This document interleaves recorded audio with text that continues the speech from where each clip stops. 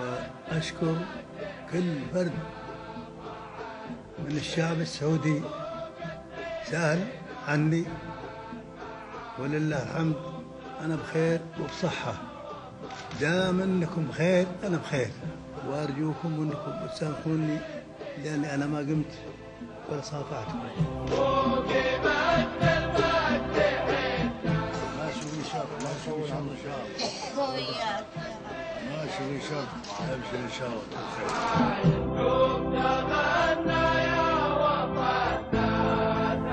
أعاهد الله ثم أعاهدكم أن أتخذ القرآن دستوري والإسلام منهجي، وأن يكون شغلي الشاغل إحقاق الحق وإرساء العدل وخدمة المواطنين كافة.